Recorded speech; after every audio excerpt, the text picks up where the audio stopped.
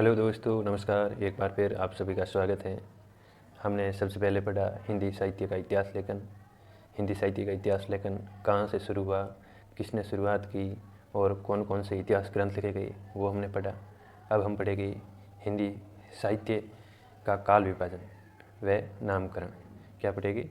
हिंदी साहित्य का काल विभाजन एवं नामकरण। काल विभाजन मतलब हिंदी साहित्य का लेखन हुआ। पीछे हमने पढ़ा हिंदी साहित्य के लेखकों ने अलग अलग इतिहास ग्रंथ लिखे। उसमें लेखकों ने अपने अपने मत दिए और अलग अलग वर्गों में, कालखंडों में हिंदी साहित्य के इतिहास को बांटा। तो हम देखेंगे किस इतिहासकार ने क्या नाम दिया और कैसे विभाजन किया, वो हम विस्तार से देखेंगे। तो आइए हम बात करते हैं। सबसे पहले, जैसा कि हमने पहले पढ़ा, सबसे पहले इतिहास लेखन की शुरुआत गार्सा दे तासी से होती है। गार्सा दे तासी एक फ्रेंच विद्वान है फ्रांस के विद्वान है जिन्होंने फ्रेंच भाषा में इतिहास ग्रंथ लिखा। और उन्होंने काल विभाजन नहीं किया। यद्यपि इनका इतिहास ग्रंथ इतना व्यवस्थित नहीं था, लेकिन ये पहला प्रयास था, इसलिए इनको पढ़ा जाता है। इन्होंने जो इतिहास ग्रंथ लिखा उसमें हिंदी, उर्दू, फारसी के कवि शामिल थे। केवल हिंदी के कवि नहीं शामिल थे, हिंदी के केवल बेहतर कवि शामिल थे।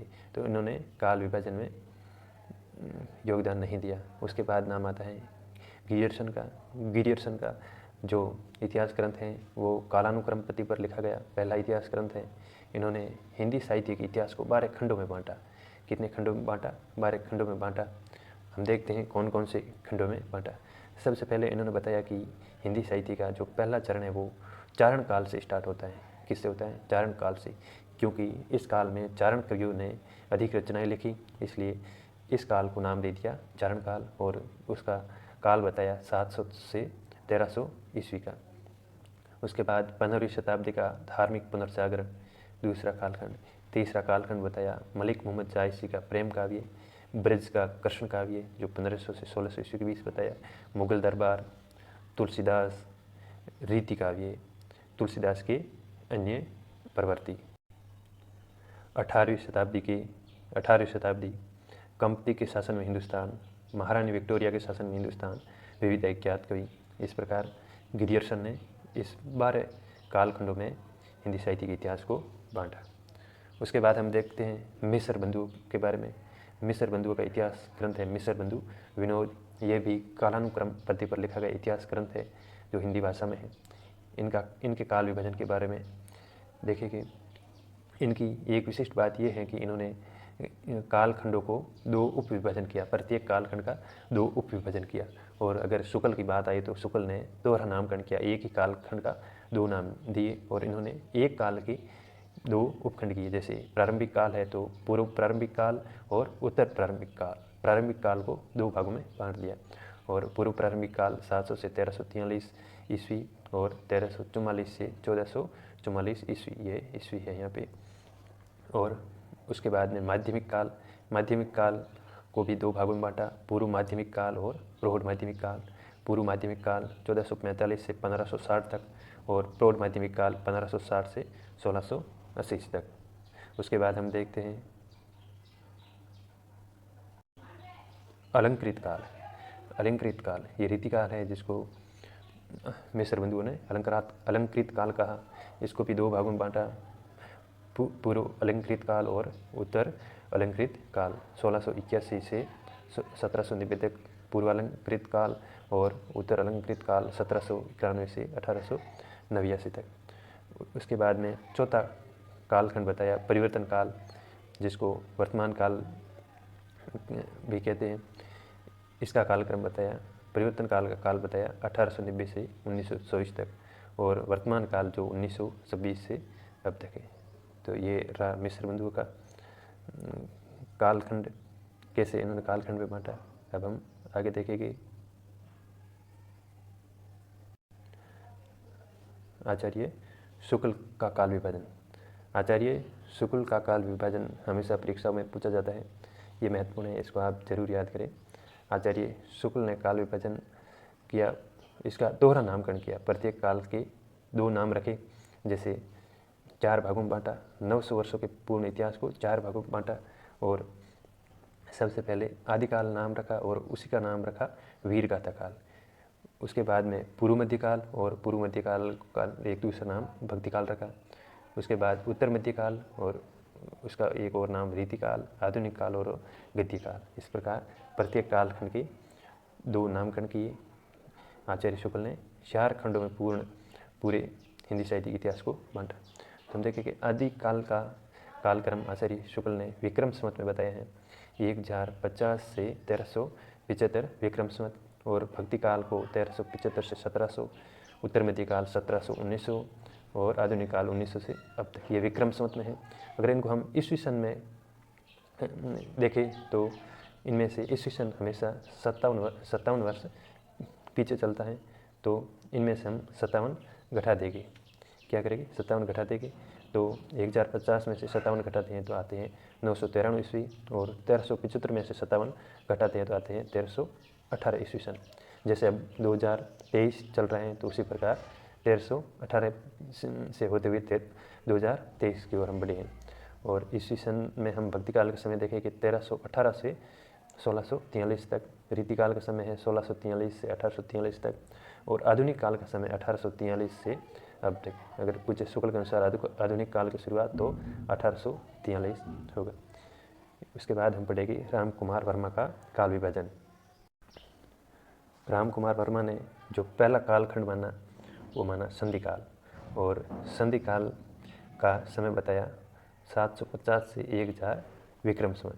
कितने बताए? 7050 से 1000 विक्रम संवत, ये विक्रम संवत में है। उसको हम ईस्वी सन में बदलेंगे तो 793 ईस्वी से 943 ईस्वी आएगा। उसके बाद में चारण काल जो 1000 विक्रम से 1375 तक, उसके बाद भक्तिकाल 1375 से 1700, उसके बाद रीतिकाल 1700 से 1900 और आधुनिक काल 1900 से अब तक। इसको हम ईस्वी सन में भी कन्वर्ट करके देख सकते हैं। अगर पूछ ले आदिकाल का संधि काल व चारण काल नामकरण किसने किया तो होगा राम कुमार वर्मा। क्या होगा? राम कुमार वर्मा। उसके बाद हम देखेंगे डॉक्टर गणपति चंद्र गुप्त का काल विभाजन। गणपति चंद्र गुप्त ने आदिकाल को प्रारंभिक काल का क्या कहा? आदिकाल को प्रारंभिक काल कहा, और इन्होंने हिंदी साहित्य के इतिहास की शुरुआत 1184 ईस्वी से मानी, और इनके अनुसार हिंदी साहित्य का प्रथम कवि शालिभद्र सूरी हैं। तो इन्होंने हिंदी साहित्य की शुरुआत 1184 से मानी और 1350 तक आदिकाल माना। पूर्व मध्यकाल जिसे हम भक्तिकाल कहते हैं उसका कालक्रम 1350 से 1500 ईस्वी माना। उसके बाद उत्तर मध्यकाल रीतिकाल जिसे हम कहते हैं उसका समय 1500 से 1857 ईस्वी तक निर्धारित किया, और आधुनिक काल का समय 1857 से 1965 ईस्वी तक माना। डॉक्टर गणपति चंद्र गुप्त ने प्रारंभिक काल व मध्यकाल के साहित्य को कुछ विशिष्ट रूप में बांटा है। उसको परीक्षा में पूछा जाता है। जैसे प्रारंभिक काल व मध्यकाल में एक धर्माश्रय, एक राज्याश्रय व एक लोकाश्रय 3 भागों में विभाजित किया है। तो धर्माश्रय में रचित काव्य में मुख्य रूप से है संत काव्य जो धर्म के आश्रय में रचित हुआ। उसके बाद में राज्याश्रय मतलब राज्य का आश्रय था। राजा महाराजा के दरबार में जो काव्य रचना हुई वो जैसे मैथिल गीति परंपरा जैसे विद्यापति हैं। संत काव्य में जैसे कबीर है, उनको राजा महाराजों का आश्रय नहीं था, धर्म का आश्रय था। और एक है लोक आश्रय, लोक का आश्रय मिला। उसमें है रोमांसिक कथा काव्य जो सूफी प्रेम काव्य है, उसको गणपति चंद्र गुप्त ने रोमांसिक कथा काव्य। ये महत्वपूर्ण प्रश्न बनता है कि सूफी कथा काव्य को रोमांसिक कथा काव्य किसने कहा, तो उत्तर होगा डॉक्टर गणपति चंद्र गुप्त।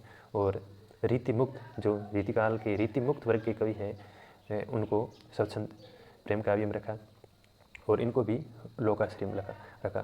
तो ये प्रश्न महत्वपूर्ण बनता है कि लोकाश्रय में डॉक्टर गणपति चंद्र गुप्त ने लोकाश्रय में किन किन कवियों को रखा। तो एक तो सूफी कवियों को रखा है और एक रीतिमुक्त कवियों को। अब हम पढ़ेंगे डॉक्टर नगेंद्र का काल विभाजन। डॉक्टर नगेंद्र ने हिंदी साहित्य के इतिहास का संपादन किया और उसमें काल विभाजन किया। वो इस प्रकार है। उन्होंने आदिकाल का समय बताया 7वीं सदी के मध्य से 14वीं सदी के मध्य तक। इन्होंने भक्ति काल का समय बताया 14वीं सदी के मध्य से 17वीं सदी के मध्य तक। रीति काल का समय बताया 17वीं सदी के मध्य से 19वीं सदी के मध्य तक। और आधुनिक काल 19वीं सदी के मध्य से वर्तमान तक, अद्यतन तक। और इन्होंने आधुनिक काल को भी उपवर्गों में बांटा है। जैसे आधुनिक काल में सबसे पहले भारतेंदु काल, और भारतेंदु काल को नगेंद्र ने पुनर्जागरण काल भी कहा है। इनका कालक्रम 1857 से 1900 तक माना है। अगर प्रश्न आए भारतेंदु काल को पुनर्जागरण काल किसने कहा, तो उत्तर होगा डॉक्टर नगेंद्र। उसके बाद भारतेंदु काल के बाद में आधुनिक काल के भी ये उपविभाजन है। आधुनिक काल में ये आते हैं भारतेंदु काल, द्विवेदी काल। तो भारतेंदु काल को 1857 से 1900 तक। उसके बाद द्विवेदी काल को इन्होंने जागरण सुधार काल कहा। प्रश्न आएगा जागरण सुधार काल नाम देने वाले द्विवेदी काल का नाम जागरण सुधार काल किसने दिया, तो होगा उत्तर होगा नगेंद्र। और द्विवेदी काल का समय है 1900 से 1918 ईस्वी तक। उसके बाद आता है सायावाद जो हिंदी साहित्य का स्वर्ण काल है, उसका समय 1918 से 1938 तक बताया।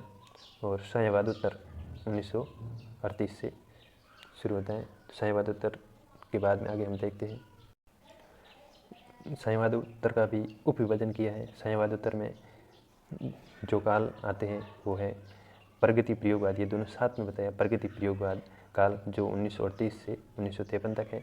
और उसके बाद में उन्होंने बताया नवलेखन काल जो 1953 से वर्तमान तक है। तो ये हो गया डॉक्टर नगेंद्र के अनुसार काल विभाजन। अब हम पढ़ेंगे डॉक्टर बच्चन सिंह का काल विभाजन। क्या पढ़ेंगे? डॉक्टर बच्चन सिंह का काल विभाजन। डॉक्टर बच्चन सिंह ने हिंदी साहित्य का दूसरा इतिहास लिखा जो 1996 में आया। तो डॉक्टर बच्चन सिंह ने आदिकाल को अपभ्रंश काल कहा। ये प्रश्न बनता है, आदिकाल को अपभ्रंश काल किसने कहा, तो डॉक्टर बच्चन सिंह। और डॉक्टर धीरेन्द्र शास्त्री ने भी आदिकाल को अपभ्रंश काल कहा है। उसके बाद भक्तिकाल, रीतिकाल और आधुनिक काल। भक्तिकाल के समय इन्होंने 1400 से 1650 बताया, रीतिकाल का 1650 से 1857 और आधुनिक काल का समय 1857 से वर्तमान तक बताया। इसके बाद हम पढ़ेंगे हजारी प्रसाद द्विवेदी के काल विभाजन। हजारी प्रसाद द्विवेदी ने जो आदिकाल नामकरण दिया, वो हजारी प्रसाद द्विवेदी ने इस काल के आदिकाल नामकरण पर सबसे अधिक जोर दिया। और इस आदिकाल नामकरण को आचार्य शुक्ल ने भी स्वीकार किया था। तो आदिकाल की देन किसकी है? आचार्य हजारी प्रसाद द्विवेदी की है। तो ये महत्वपूर्ण प्रश्न बनता है कि शुरुआती काल को आदिकाल किसने कहा, तो आचार्य हजारी प्रसाद द्विवेदी ने। जो वीर गाथा काल है उसको हजारी प्रसाद द्विवेदी ने ही सबसे पहले आदिकाल कहा और इस पर सर्वाधिक जोर दिया। और इसका कालक्रम बताया 1000 ईस्वी से 1400 ईस्वी तक। उसके बाद में पूर्व मध्य काल जो भक्तिकाल है उसका कालक्रम 1400 से 1700 ईस्वी तक। उसके बाद उत्तर मध्य काल है रीतिकाल 1700 से 1900 ईस्वी तक। और आधुनिक काल का समय 1900 से वर्तमान तक बताया। ऊपर हमने देखा अलग अलग लेखकों ने अलग अलग काल विभाजन किया और अपने अपने मत के अनुसार अलग अलग कालखंडों को अलग अलग नामकरण दिया। अब हम एक सर्वमान्य काल विभाजन देखेंगे जो हिंदी साहित्य में सर्वमान्य रूप से स्वीकार किया गया है, उसके बारे में देखेंगे। तो सर्वमान्य रूप से काल विभाजन में हिंदी साहित्य को, पूरे हिंदी साहित्य को 4 भागों में बांटा गया है। कितने भागों में बांटा गया है? 4 भागों में बांटा गया है। इन 4 भागों में सबसे पहला है आदिकाल, भक्तिकाल, रीतिकाल और आधुनिक काल। पूरे हिंदी साहित्य को मुख्य रूप से 4 भागों में बांटा गया है। और आदिकाल की शुरुआत 7वीं सदी से 14वीं सदी तक मानी गई है। और भक्तिकाल की 14वीं सदी से 13वीं सदी तक, 17वीं सदी तक।